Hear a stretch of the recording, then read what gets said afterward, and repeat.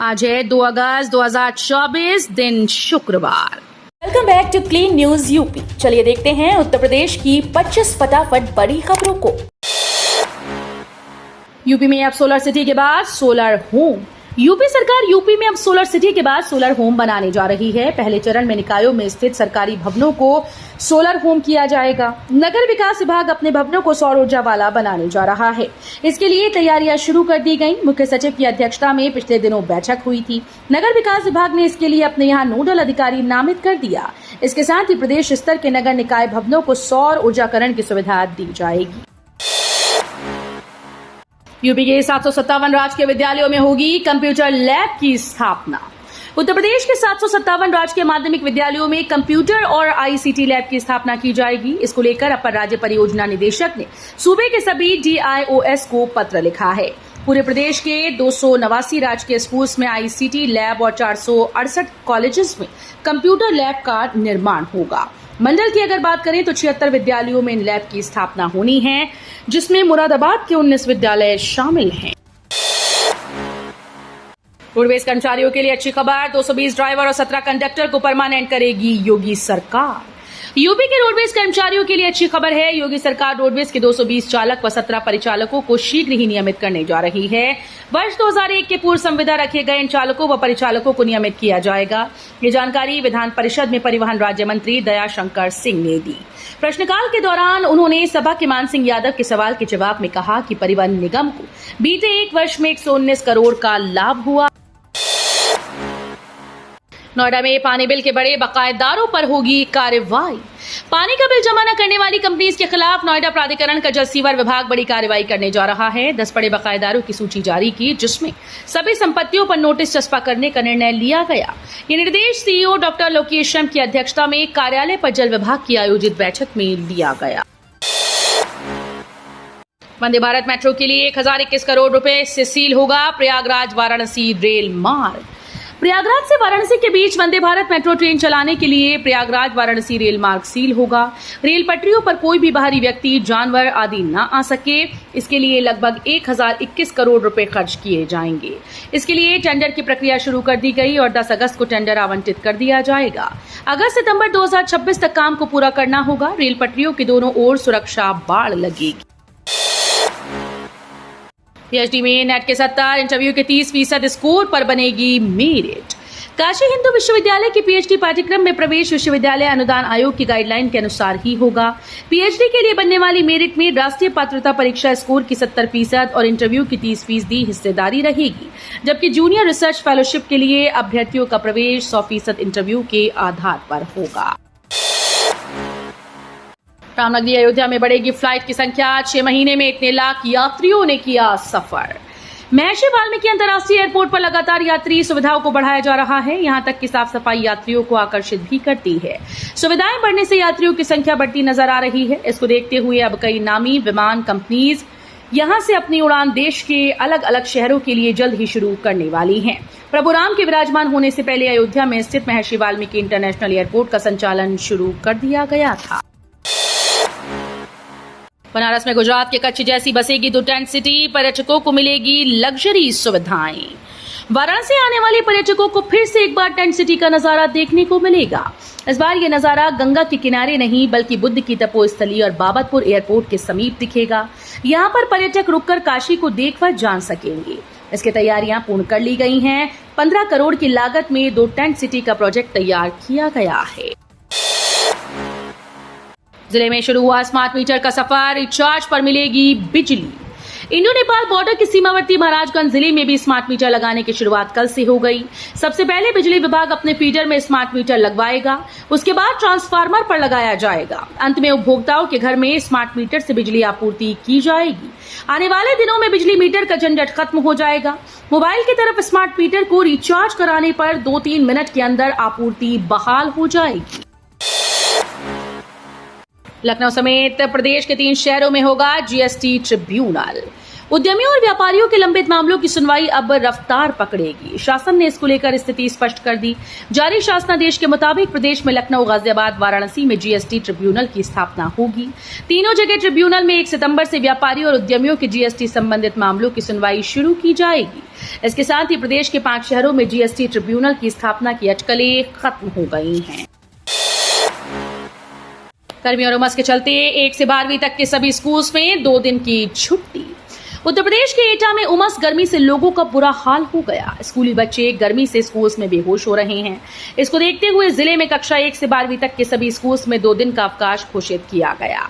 जिला विद्यालय निरीक्षक ने पत्र जारी कर आदेश दिया। यूपी के शहर में महंगी हो गई प्रॉपर्टी, 5 से 10% बढ़ गए सर्कल रेट। नए सर्कल रेट गुरुवार से लागू हो जाएंगे। बरेली की 350 कॉलोनी और 350 गांव में 5 से 10% सर्कल रेट में वृद्धि हो जाएगी।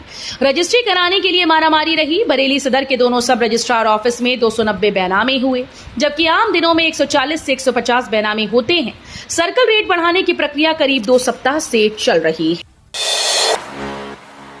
एसएससी, एमटीएस और हवलदार भर्ती में आवेदन की तिथि बढ़ी। 9,583 पदों पर होनी है भर्ती।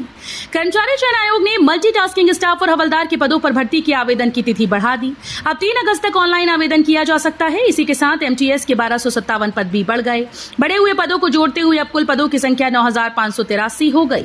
आवेदन के बाद 4 अगस्त तक फीस जमा कर सकते हैं। ऑनलाइन आवेदन में कोई त्रुटि होने पर 16 और 17 अगस्त को संशोधन कर सकते हैं। यूपी विधानसभा में सवाल पूछने के दौरान सपा सदस्य ने खोया आपा। विधानसभा अध्यक्ष ने सदन से निकाला बाहर। विधानसभा के मानसून सत्र के चौथे दिन कृषि मंत्री सूर्य प्रताप शाही से सवाल पूछने के दौरान आपा खोने वाले सपा सदस्य अनिल प्रधान को विधानसभा अध्यक्ष सतीश महाना ने सदन से बाहर कर दिया। सपा सदस्यों के द्वारा अनिल को माफ करने की अपील के बाद विधानसभा अध्यक्ष ने सबसे वरिष्ठ सदस्य आलम बदी की सिफारिश पर अपना फैसला वापस ले लिया। पावर कॉर्पोरेशन के आदेश के खिलाफ बिजली कर्मियों ने उठाई आवाज, बोले बढ़ जाएंगे हादसे। यूपी में बिजली व्यवस्था को दुरुस्त करने के लिए पावर कॉर्पोरेशन ने निर्देश जारी किए कि लंबे समय से एक ही उपकेंद्र पर तैनात संविदा कर्मियों और टीजी 2 कर्मचारियों का ट्रांसफर किया जाएगा। आदेश मिलने के बाद सभी जिलों में कर्मियों के ट्रांसफर करने की तैयारियां शुरू हो चुकी हैं। हालांकि कर्मी इसका विरोध कर रहे हैं। उनका कहना है कि इससे हादसे बढ़ जाएंगे। 7 नए मेडिकल कॉलेजेस को मिला लेटर ऑफ परमिशन। इसी सत्र से शुरू होगी पढ़ाई। प्रदेश में मेडिकल एजुकेशन को सुदृढ़ करने के प्रयास में जुटी योगी सरकार को बड़ी सफलता हाथ लगी। योगी सरकार के प्रयासों का नतीजा है कि नेशनल मेडिकल कमीशन नई दिल्ली की ओर से प्रदेश के 7 नए मेडिकल कॉलेजेस में इसी सत्र वर्ष 2024-25 से एमबीबीएस की पढ़ाई शुरू करने को लेकर हरी झंडी मिल गई।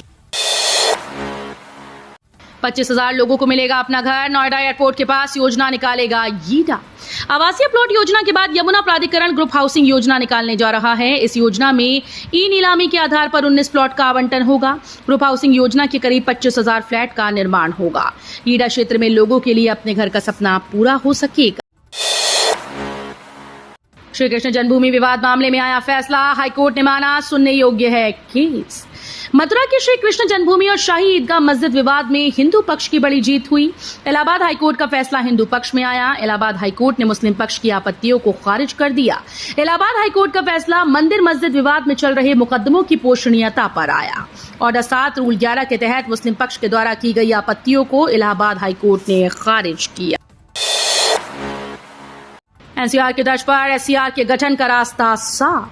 राष्ट्रीय राजधानी क्षेत्र की तर्ज पर राज्य राजधानी क्षेत्र के गठन का रास्ता साफ हो गया। लखनऊ, हरदोई, सीतापुर, उन्नाव, रायबरेली, बाराबंकी को मिलाते हुए एससीआर का गठन किया जाएगा। इसकी कुल आबादी 2,29,41,300 और दायरा 27,826 वर्ग किलोमीटर होगा।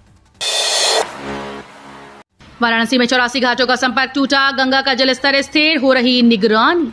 गंगा का जलस्तर गुरुवार को दूसरे दिन भी स्थिर रहा। जलस्तर 63.86 मीटर रिकॉर्ड किया गया।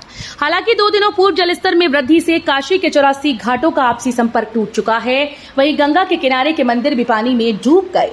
प्रशासन और जल आयोग जलस्तर की निगरानी कर रहा है। नमो भारत ट्रेन के यात्रियों के लिए जरूरी खबर। आज 2 अगस्त तक बंद रहेंगे 6 स्टेशन के 8 गेट। मेरठ रोड पर नमो भारत ट्रेन के 6 स्टेशन के 8 गेट कांवड़ यात्रा के चलते आज 2 अगस्त तक बंद रहेंगे। यात्रियों को स्टेशन के दूसरे गेट से निकाला जा रहा है। नमो भारत ट्रेन के गाजियाबाद, गुलधर, दुहाई, मुरादनगर, मोदीनगर नॉर्थ और मोदीनगर साउथ स्टेशन के 8 गेट जो मेरठ रोड के दाईं तरफ हैं, सभी को बंद कर दिया गया है। कांवड़ यात्रा खत्म होने के बाद 3 अगस्त से ये गेट यात्रियों के लिए खोले जाएंगे। 2027 में सपा चार्ज, सीएम योगी ने सपा कांग्रेस से खटाखट 1 लाख का हिसाब विधानसभा में मांगा। यूपी विधानसभा में मुख्यमंत्री योगी आदित्यनाथ ने गुरुवार को समाजवादी पार्टी और कांग्रेस पर जोरदार हमला बोला। लोकसभा चुनाव के दौरान कांग्रेस के दिए गए खटाखट वाले बयान की खिल्ली उड़ाते हुए कहा कि 2027 में खटाखट नहीं, सपा चट होगा। पंचतंत्र की कहानी सुनाते हुए सीएम योगी ने कहा कि सपा और कांग्रेस ने मिलकर लोगों को भ्रमित किया था। कांग्रेस के 1-1 लाख बॉन्ड भराने की चर्चा करते हुए कहा कि इन लोगों से उसका हिसाब मांगिए। आखिर 1 लाख का बॉन्ड कहां चला गया? 1 लाख खाने वाले लोग कौन हैं? यमुना प्राधिकरण का ऐतिहासिक कदम। यमुना प्राधिकरण ने ऐतिहासिक निर्णय लिया है। अब सभी प्रकार के निर्माण कार्यों के लिए नक्शे ऑनलाइन पास करने की प्रक्रिया शुरू कर दी गई। यह कदम न केवल प्रशासनिक कार्यों में पारदर्शिता लाएगा, बल्कि आवंटियों के समय और श्रम की भी बचत करेगा। इसको एक बड़ा कदम माना जा रहा है। ग्रोथ के हाईवे पर फुल स्पीड से भाग रही भारत की इकोनॉमी। इंडिया रेटिंग्स ने बढ़ाया जीडीपी का अनुमान। जहां अमेरिका, चीन, जापान, ब्रिटेन जैसे देशों की इकोनॉमी संकट और चुनौतियों से जूझ रही है, वहां भारत की अर्थव्यवस्था तेज रफ्तार से बढ़ रही है। विश्व की तीसरी इकोनॉमी बनने का लक्ष्य लेकर चल रहे भारत के लिए आज एक और अच्छी खबर आई। भारत की अर्थव्यवस्था का लोहा रेटिंग एजेंसीज भी मान रही हैं। Domestic rating agency India ratings and research ने वर्ष 2024-25 के लिए भारत की जीडीपी की ग्रोथ रेट के अनुमान रिवाइज करते हुए इसे 7.1% से बढ़ाकर 7.5% कर दिया है। विश्वविद्यालयों के नाम में अब राज्य शब्द नहीं होगा, संशोधन विधेयक को मंजूरी। यूपी विधानसभा में बुधवार को उत्तर प्रदेश राज्य विश्वविद्यालय विधेयक 2024 को मंजूरी दी गई। इसमें प्रदेश सरकार की ओर से नए स्थापित विश्वविद्यालयों के नामकरण और उनके नाम से राज्य शब्द हटाने का प्रावधान किया गया। साथ ही इन विश्वविद्यालयों का क्षेत्राधिकार भी तय किया गया है। तो ये थी आज की 25 फटाफट बड़ी खबरें। अगर आपको न्यूज पसंद आई हो तो वीडियो को लाइक और शेयर जरूर करें। धन्यवाद।